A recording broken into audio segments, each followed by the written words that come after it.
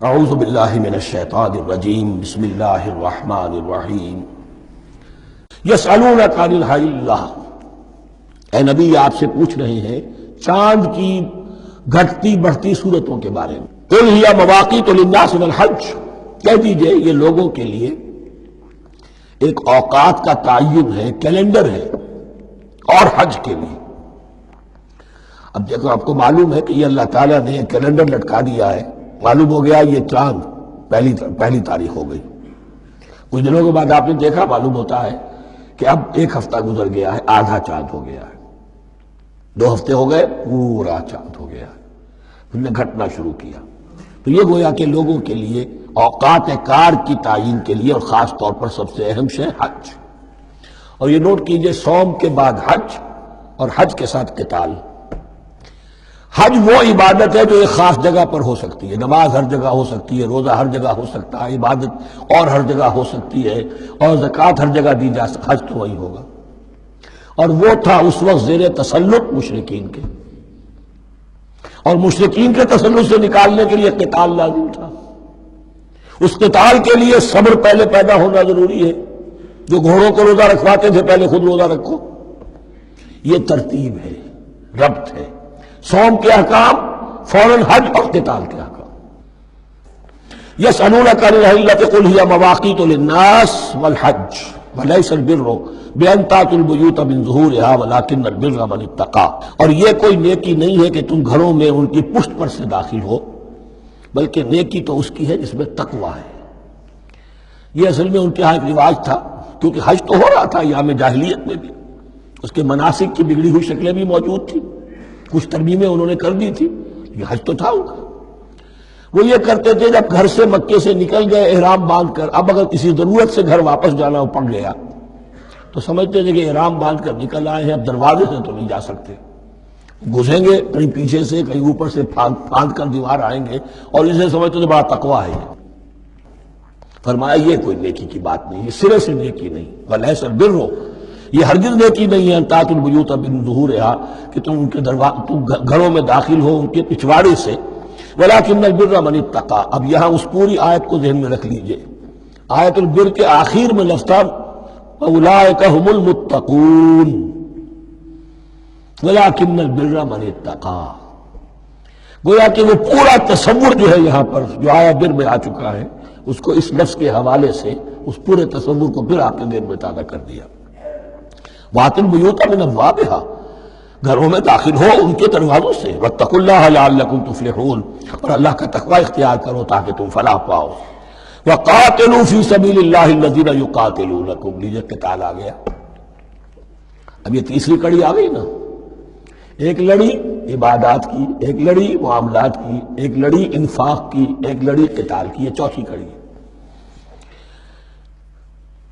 وَقَاتِلُوا فِي سَبِيلِ اللَّهِ الَّذِينَ يُقَاتِلُونَ، اللہ قتال کرو اللہ کی راہ میں ان سے جو تم سے قتال کر رہے ہیں۔ وَلَا تَعْتَدُوا، لیکن حد سے تجاوز نہ کرو۔ إِنَّ اللَّهَ لَا يُحِبُّ الْمُعْتَدِينَ، اللہ تعالی حد سے تجاوز کرنے والوں کو پسند نہیں کرتا۔ وَاقْتُلُوهُمْ حَيْثُ ثَقِفْتُمُوهُمْ، انہیں قتل کرو جہاں بھی پاؤ۔ وَأَخْرِجُوهُمْ مِنْ حَيْثُ أَخْرَجُوكُمْ، اور نکالو انہیں وہاں سے جہاں سے انہوں نے تمہیں نکالا ہے۔ مہاجرین کہاں سے نکالے گئے تھے؟ مکے سے۔ محمد الرسول اللہ پر وہاں پر حیات تنگ کر دی گئی تھی، قافیہ تنگ کر دیا گیا تھا، تبھی تو آپ نے ہجرت کی۔ نکالو انہیں وہاں سے جہاں سے انہوں نے تمہیں نکالا ہے۔ والفتنة أشد من القتل، اور یہ خیال نہ رہے کہ قتل اور خون ریزی جو ہے تو بری بات ہے، فتنہ اس سے بھی زیادہ بری بات ہے۔ فتنہ کیا ہے؟ ایسے حالات جن میں کہ انسان اللہ خدائے واحد کی بندگی نہ کر سکے، اسے غلط کاموں پر مجبور کیا جائے، حرام خوری پر مجبور ہو گیا ہو، یہ سارے حالات فتنہ ہیں۔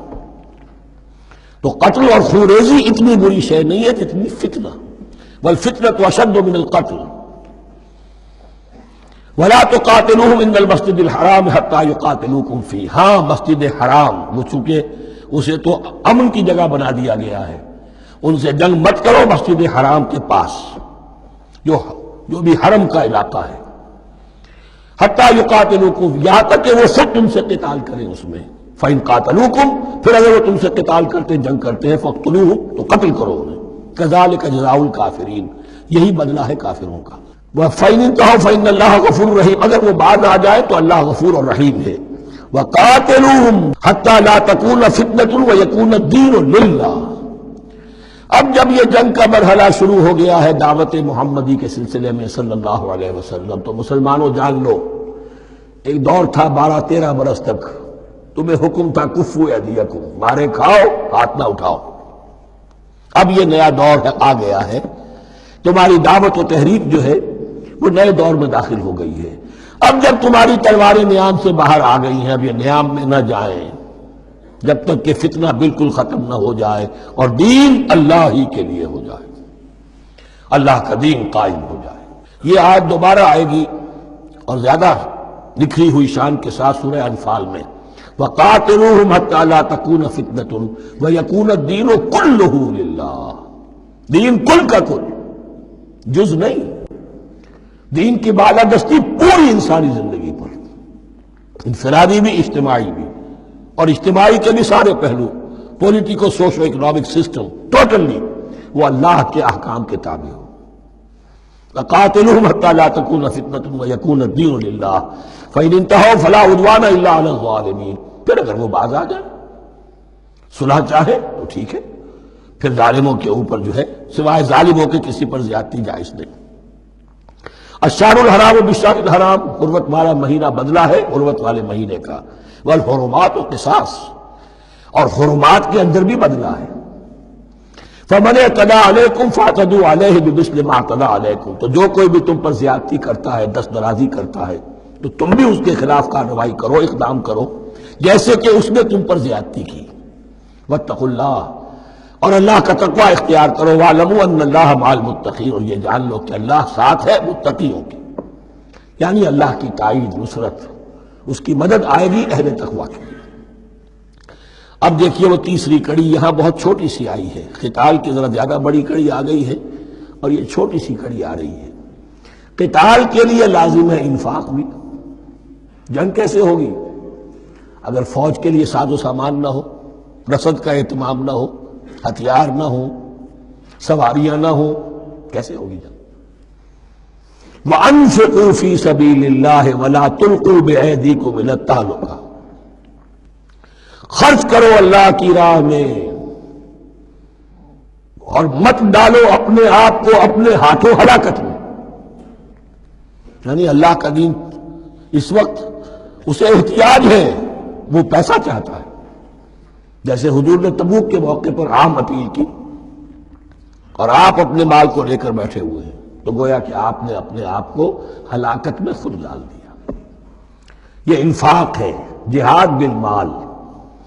وَأَنفِقُوا فِي سَبِيلِ اللَّهِ وَلَا تُلْقُوا بِأَيْدِيكُمْ إِلَى التَّهْلُكَةِ وَأَحْسِنُوا إِنَّ اللَّهَ يُحِبُّ الْمُحْسِنِينَ، اور احسان کی روش اختیار کرو، دین کے اندر بھی خوبصورتی پیدا کرو، دین میں بہتر سے بہتر مقام حاصل کرنے کی کوشش کرو۔ ہمارا معاملہ کیا، دنیا میں آگے سے آگے اور دین میں پیچھے سے پیچھے۔ دین میں یہ دیکھیں گے اس سے کم پر گزارا ہو سکتا ہو، کوئی اور شے ہو کہ جس میں اس سے کم سے بھی بات پوری ہو جائے، دین میں یہ ہوگا، اور دنیا میں آگے سے آگے ہے جستجو کہ خوب سے ہے خوب تر کہاں۔ تو اگر یہ جستجو دنیا میں ہے، اس سے بڑھ کر دین میں ہونی چاہیے۔ فاستبقوا الخیرات، نیکیوں میں ایک دوسرے پر بازی لے جانے کی کوشش کرو۔ وَأَنفِقُوا فِي سَبِيلِ اللَّهِ وَلَا تُلْقُوا بِأَيْدِيكُمْ إِلَى التَّهْلُكَةِ وَأَحْسِنُوا، اور احسان کی روش اختیار کرو۔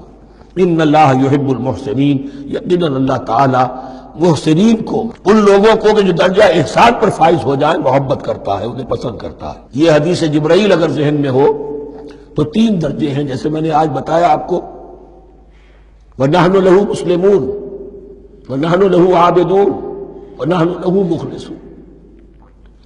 3 درجے دوسرے ہیں، اسلام، ایمان، احسان۔ اخبرنی عن الاسلام، اخبرنی عن الایمان، اخبرنی عن الاحسان۔ احسان کیا ہے؟ ان تعبد اللہ کانک تراہ فإن لم تکن تراہ فإنہ یراک۔ یہ سارے کام جو دین کے لیے کیے جا رہے ہوں، عبادت ہے، جہاد ہے، قتال ہے، ایسی کیفیت میں، ایسے اخلاص کے ساتھ، گویا کہ تم اپنی آنکھوں سے اللہ کو دیکھ رہے ہو، اور اگر تم اللہ کو نہیں دیکھ رہے تو کم سے کم یہ کیفیت تو تمہاری ہو جائے کہ تمہیں مستحضر رہے کہ اللہ تمہیں دیکھ رہا ہے۔ یہ احسان ہے. واحسنوا، عام طور پر اس کا ترجمہ اس انداز میں نہیں کیا گیا ہے، اس کو اچھی طرح سمجھ لیجئے. ویسے یہ مضمون کھل کر آئے گا سورہ مائدہ میں. ان اللہ یحب المحسنین، یقیناً اللہ تعالیٰ محسنین کو پسند کرتا ہے. صدق اللہ العظیم.